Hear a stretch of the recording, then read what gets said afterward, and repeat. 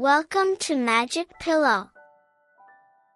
Snuggle in, get cozy, and let your imagination drift.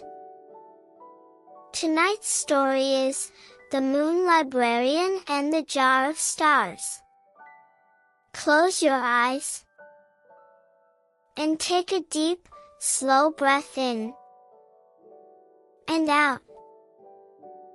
Imagine that you are drifting upward, past the fluffy white clouds, past the glowing evening stars, until you land softly on the quiet, silver surface of the moon. Here, inside a wide, sparkling crater, sits a building made of starlight and moonstone. This is the Moon Library. It has no heavy wooden doors.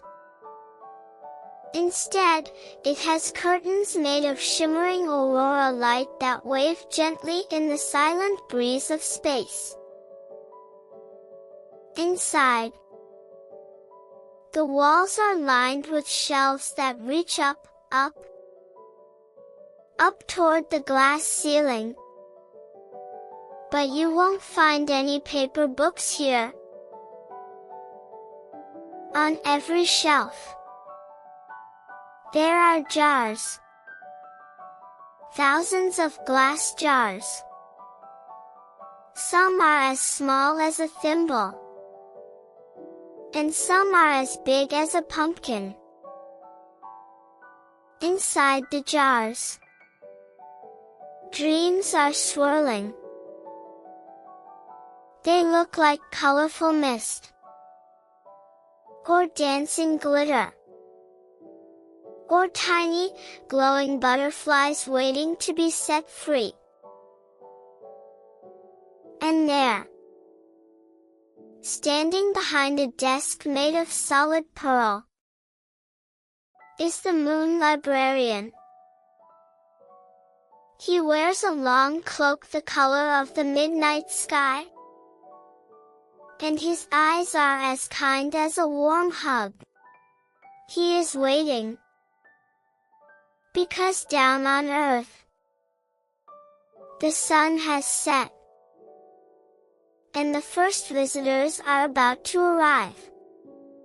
The first visitor arrives. Slowly, walking across the dust of the moon, is a tiny, ancient turtle. His shell is painted with patterns of ocean waves. But on Earth, he moves very, very slowly. He reaches the pearl desk and looks up at the librarian. "Mr. Librarian," the turtle whispers, "tonight, I am tired of the ground. I want to know what it feels like to be fast." The librarian smiles. He turns to a high shelf and reaches for a small jar that glows with a bright, neon purple light. Inside the jar, a tiny spark jumps and zips around the glass. "This," the librarian says softly, "is the dream of the shooting star."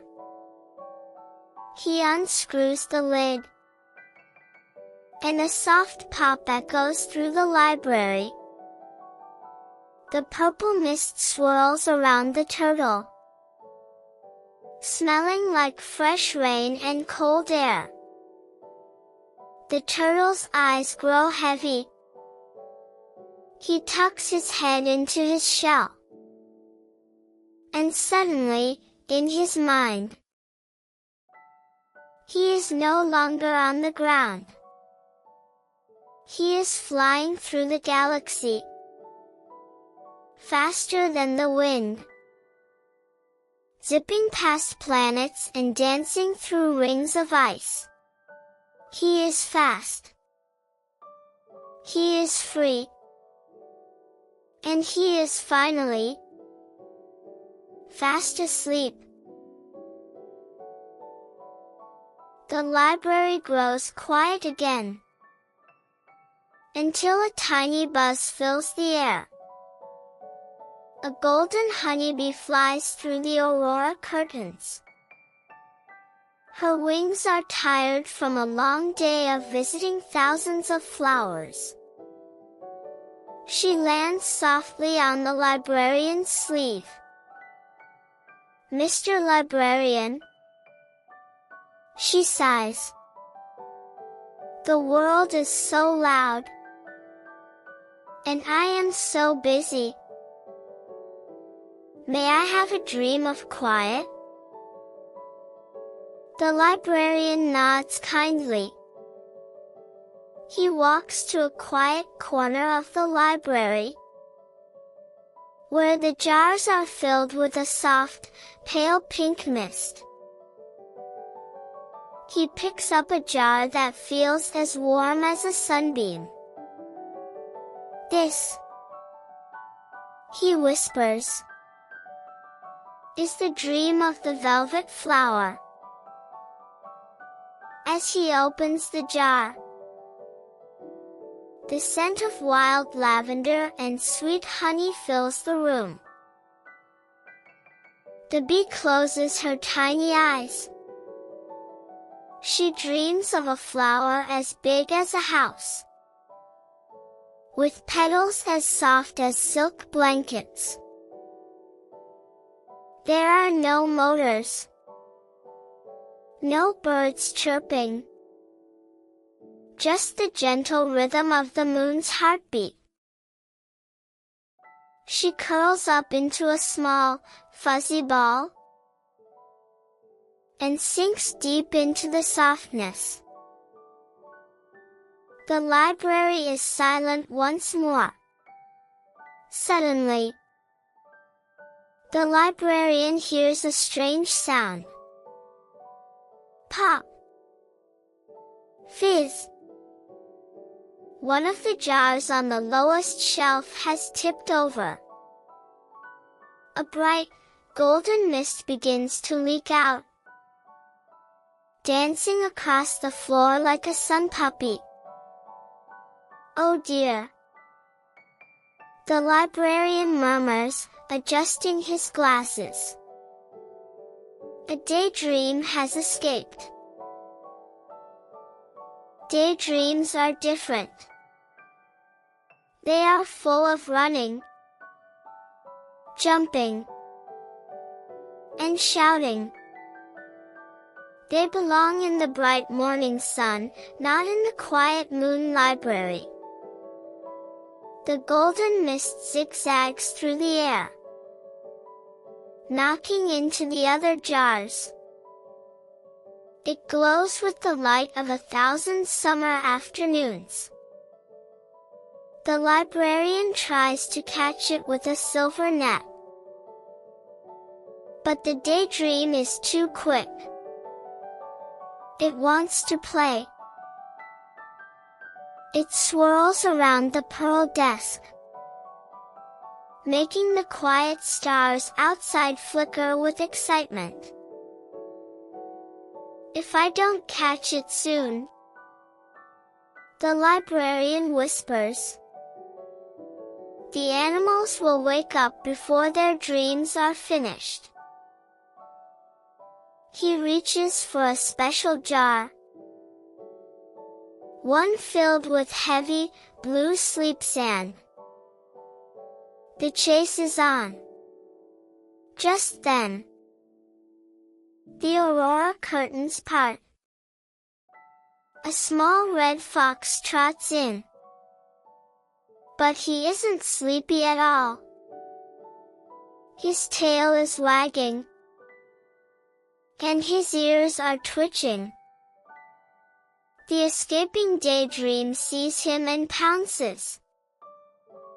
The golden mist swirls around the fox's nose. filling his head with thoughts of chasing butterflies and jumping over logs. "I want to run," the fox yips, spinning in a circle. "I want to play in the tall grass." The librarian sighs softly. "Little fox," he says, "it is the middle of the night. The sun is still resting. And you must rest too." But the fox is too wiggly. The daydream is making his paws itch to move. The librarian knows he must act quickly, or the fox will be awake until the moon disappears.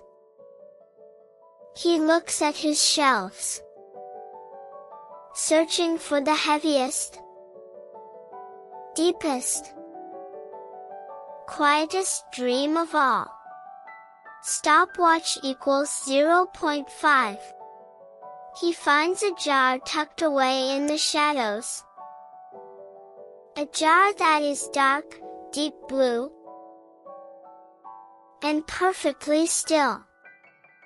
The librarian holds the dark blue jar carefully. He walks over to the Wiggly Fox, who is still trying to catch the golden daydream. "Wait, little one," the librarian says. "Try this instead." He opens the lid just a crack. A heavy, cool mist flows out, smelling like salt water and clean sand. This is the Deep Sea Lullaby. As the blue mist touches the fox, the golden daydream begins to slow down. It stops zipping and starts to float, turning from bright gold to a soft, sleepy amber. The fox feels his paws grow heavy. He feels like he is floating in a warm, blue ocean, where the waves move back and forth, back and forth. The sounds of the library fade away. The fox lets out a long yawn. The daydream gently climbs back into its jar, and the librarian clicks the lid shut. The fox finds a soft patch of moon moss, curls his tail over his nose, and sinks into a deep, blue sleep. Everything is quiet again. The librarian stands alone in the center of the room. All the visitors are now dreaming.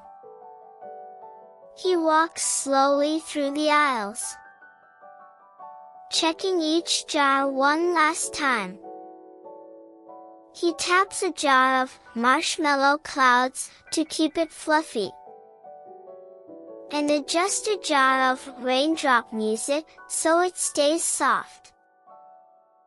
Through the giant glass ceiling, he looks down at the big, blue earth. He can see the lights of the cities dimming, and the forests growing dark.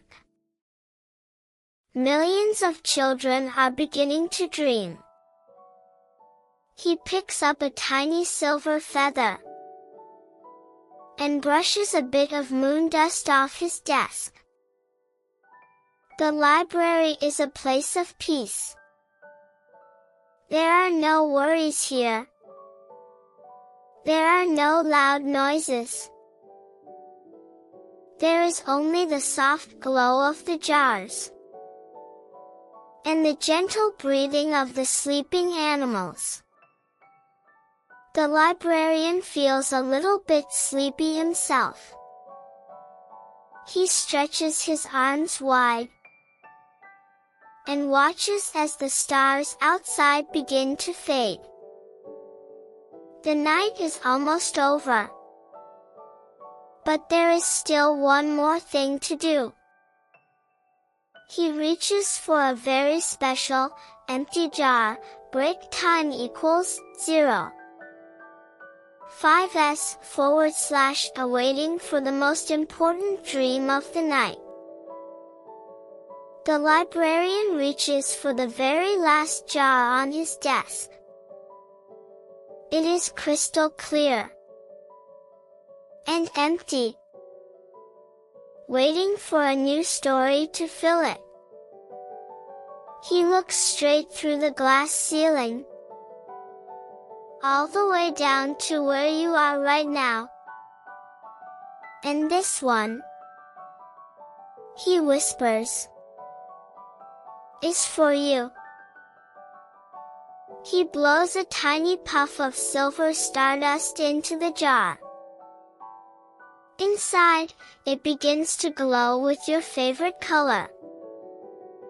It smells like your favorite blanket and feels like a warm, safe hug. He leaves the lid off, and the magic floats out of the library, traveling across the stars, through your window, and right into your heart. Your eyes are feeling so heavy now. Your pillow is as soft as a moon cloud. Your bed is a cozy boat, drifting on a sea of quiet. The Moon Librarian turns off the main light. The aurora curtains close. The library is dark. The moon is still, and the world is dreaming. Good night, little explorer. Good night. The story has ended, and the night is calm. Thank you for joining us on Magic Pillow. Snuggle up, close your eyes, and let your dreams take you to magical places. Sweet dreams, and good night.